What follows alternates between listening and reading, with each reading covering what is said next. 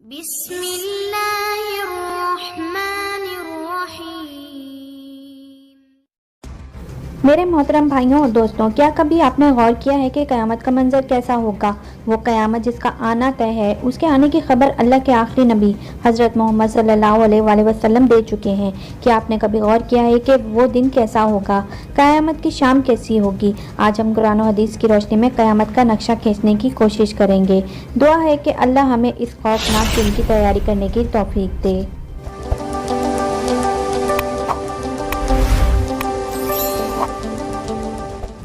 ایک ایسی ہی عام سی گرمی دوپہر ہوگی یا پھر سرد دوپہر ہوگی، پتہ نہیں وہ گرمی کا تپتا ہوا سورج ہوگا یا سردی کا ٹھنڈا کپکپاتا ہوا سورج ہوگا۔ شام حسب معمول ڈھلے گی اور دن کو الوداع کہے گی۔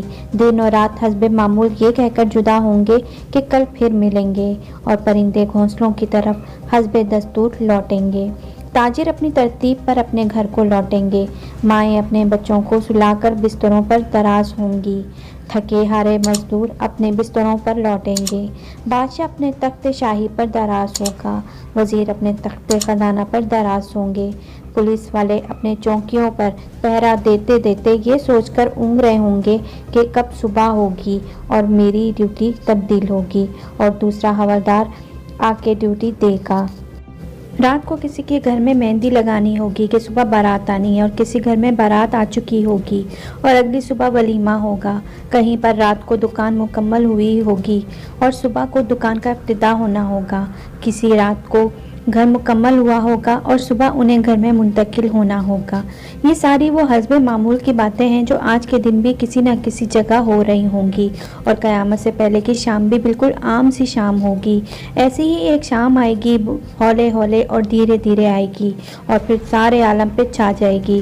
پھر سورج اسی طرح ہنستے مسکراتے چہرے سے نقاب ہٹائے گا اور عالم سے اندھیرے کو جدا کر دے گا۔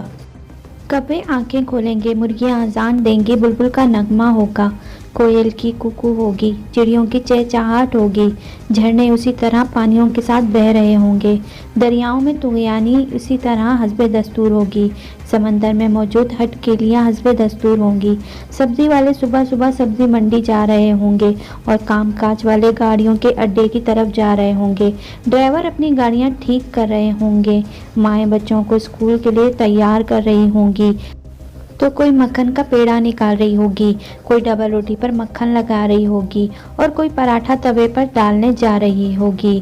حالی نے کھیت میں ہل ڈال دیا ہے، دکاندار نے دکان کھول لی ہے، گاہک نے آ کر قدم رکھا تو دکاندار نے مرحبا کہا، 10 میٹر کپڑا طے پایا، کپڑا ناپا اور کاٹنے کے لیے کینچی ڈالی، ادھر کا دکاندار کینچی، ادھر گاہک پیسے گن رہا ہے اور ادھر کاشتکار کا ہاتھ ہوا میں بلند بیج بکھیرنے کو ہے۔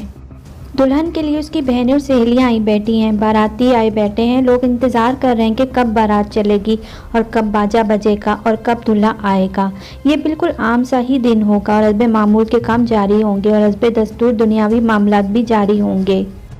اور پھر اچانک سے ہیبت ناک آواز آئے گی۔ وہ آواز اتنی خوفناک ہوگی کہ اس آواز کو سن کر دکاندار کے ہاتھ سے کینچی گر جائے گی، گاہک کے ہاتھ سے پیسے گر جائیں گے، کاشتکار کے ہاتھ سے بیج گر جائے گا، دلہن کے گجرے ٹوٹ جائیں گے، مہندیاں گر جائیں گی، دلہن اپنی جان بچا کر بھاگے گی، دولہے کو اپنی بارات اور اپنی دلہن تک یاد نہ ہوگی، لڑکی والوں کو مہندی اور زیورات میں سجی اپنی بیٹی یاد نہ ہوگی، لڑکے والوں کو گھوڑے پہ چڑھاتا ہوا دولہا بھول جائے گا، مراسیوں کو اپنے ڈھول بھول جائیں گے، سیاستدانوں کو بھی سیاست یاد نہ ہوگی، حوالدار کو اپنا پہرا بھول جائے گا، اور خوفناک آواز پورے جہان کا کلیجہ چیر دے گی۔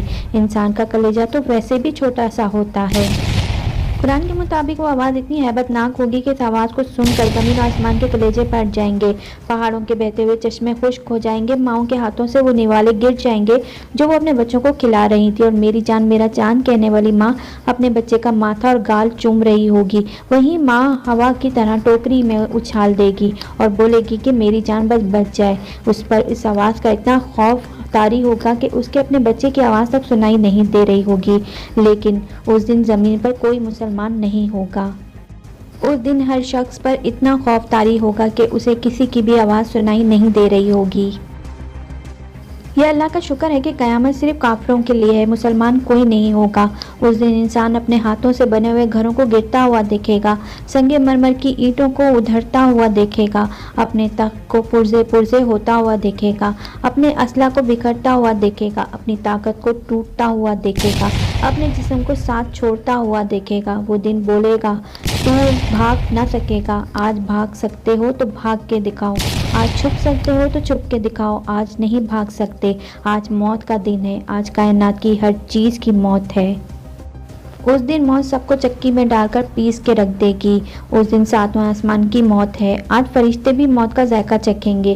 پھر اللہ تعالیٰ کی آواز آئے گی، جبرائیل سے کہو وہ مر جائے، میکائیل سے کہو وہ مر جائے۔ یہ سن کر اللہ کا عرش کانپ جائے گا اور کہے گا یا اللہ جبرائیل بھی مر جائے، میکائیل بھی مر جائے، یا اللہ ان کو تو بچائیں، ان کو تو بخش دیں۔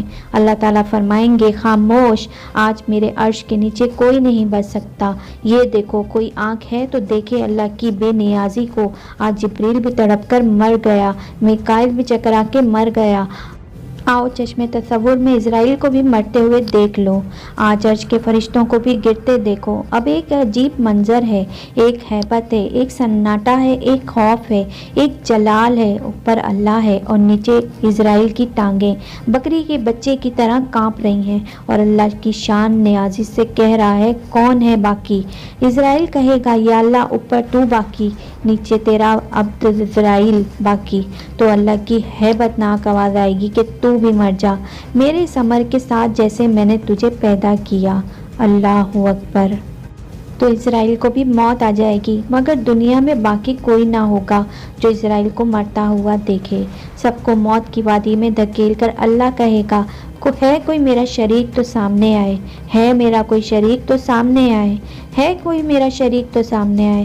لیکن اس دن کوئی آواز نہیں ہوگی، اس دن تن و تنہا اللہ کی ذات ہوگی جو لا شریک ہے۔ میرے پیارے بھائیوں، یہ ہے وہ دن جس کا آنا طے ہے، جس کے لیے ہم اس دنیا میں آئے ہیں۔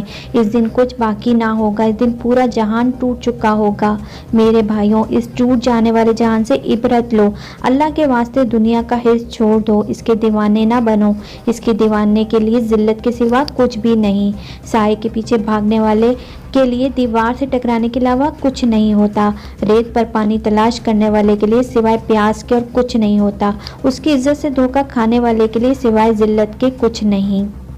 جوانی پر اترانے والے کے لیے بڑھاپے کی خوفناک آہیں ہیں۔ اس دن کا انتظار کرو جب بڑھاپا اس کی جوانی کو کھا جائے گا، انتظار کرو جب اس کی اولاد بھی کہے گی کہ ماں مرتی ہی نہیں ہے، ابا مرتا ہی نہیں ہے۔ دعا کرو اللہ والد صاحب کے لیے آسانی پیدا کرے، یعنی وہ یہ کہہ رہا ہوگا کہ دوسرے لفظوں میں موت دے دے۔ جگہ جی لگانے کی دنیا نہیں ہے، یہ عبرت کی جا ہے، تماشا نہیں ہے، جہاں میں ہے عبرت کے ہر سو نمونے۔